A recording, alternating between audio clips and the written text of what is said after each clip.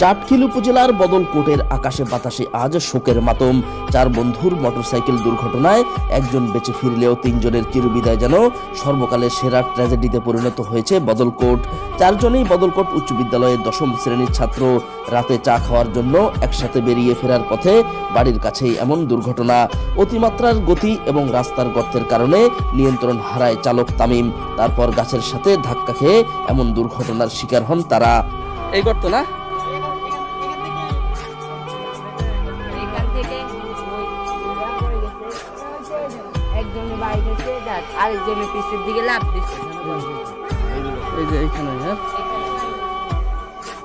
ভাগ্যবশত একজন বেঁচে ফিরলেও এখনো পর্যন্ত স্বাভাবিক হতে পারছেন না সে। ভুলতে পারছেন না তার সহপাঠীদের এভাবে চলে যাওয়ার সেই মুহূর্ত, কারণ সে ছিল চিরবিদায় নেয়া চালক তামিমের পেছনের পিলিয়ন। 4 জন একসাথে গেছে, আবার 4 জন একসাথে। মোটরসাইকেল দুর্ঘটনায় যারা দুনিয়া থেকে বিদায় নিয়েছেন, ত্রিঘরিয়া মিজিবাড়ির আব্দুর রহমানের ছেলে আবু রায়হান, ব্যাপারী বাড়ির মানিকের ছেলে জয় এবং পাটোয়ারি বাড়ির হারুনুর রশিদের ছেলে তামিম। গতকাল যাকে তার নিজ বাড়ির কবরস্থানে ঢাকা নেওয়ার পরে আল্লাহ সহযোগিতায় আমি যথেষ্ট পরিমাণ তাদের জন্য চেষ্টা করছি। যথেষ্ট আমার বুদ্ধি, মেধা, শ্রম, গাম, 4-5টা হাসপাতালে দৌড়াদৌড়ি। আসলে আমরা এই মাঠে যারা আছি আমরা একটু সজাগ থাকি। বিপদের বন্ধু টাকা, বিপদ যখন আসে টাকার প্রয়োজন হয়। আমরা যারা গরিব আছি আমরা এখন থেকে বিপদের জন্য একটু ডিপোজিট করি। 500-100 টাকা থেকে এখন থেকে রাখার চেষ্টা করি। যারা গরিব, টাকা কি প্রয়োজন, টাকা কি জরুরি, কোশন এবং রায়নের জন্য আমি টের পাইছি, আমি বুঝতে পারছি। আল্লাহর অশেষ মেহেরবানি, 3-4টা হাসপাতাল ধরে কোথাও আইসিইউ সিসিউ নাই। ঢাকা মেডিকেলে আইসিইউ নাই, সিসিউ নাই, অপারেশন করবে। তারপরে আমার এক মামাতো ভাই পপুলারে আছে, তার সাথে যোগাযোগ করি। সে বলে যে ভাই এখানে বেবেল হাসপাতালে খরচ 7-8 লাখ টাকা লাগবে হোটেলের জন্য।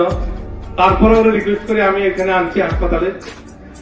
আনার পরে তার স্পেশাল ডাক্তার আসছে, সে আমি দেখার পরে বললো যে ভাই এখানে রাখলে কস্টিং খরচ কোথেকে কস্টিং খরচ সংগ্রহ করবে।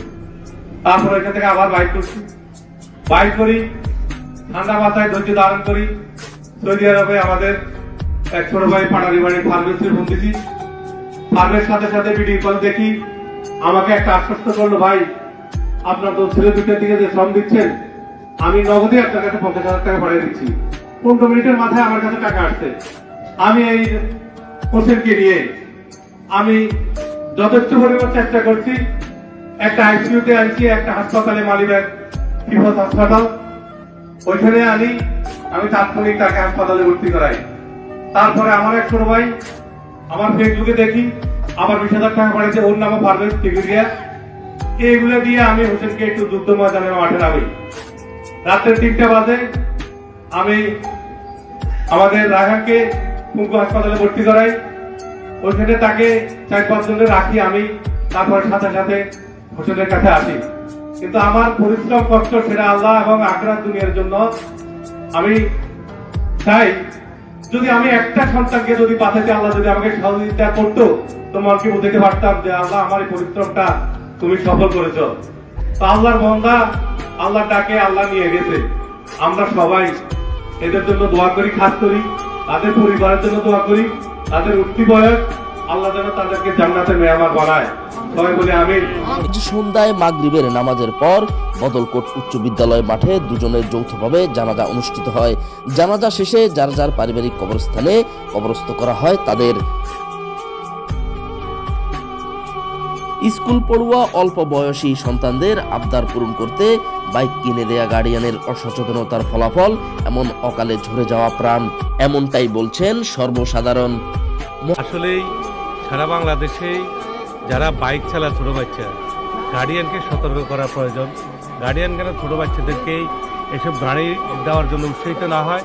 আর আসলেই বর্তমান প্রজন্ম গার্ডিয়ান থেকেও বিচ্ছিন্ন। গার্ডিয়ানকে অনুরোধ করবো বাদ মাগরিবের পরে আপনার ছেলে সন্তান ইয়াং বয়সের কোথায় থাকে, কই থাকে, আপনি একটু সতর্কবাণী নিয়ে আপনি একটু সতর্ক করেন। আপনার ছেলে মেয়েকে কোত্থেকে আছে, কোথায় আছে, তাই আপনি একটু সজাগ হন। আপনি সজাগ হলে আপনার ছেলে সন্তান সজাগ। আপনি সজাগ থাকলে আপনার প্রজন্ম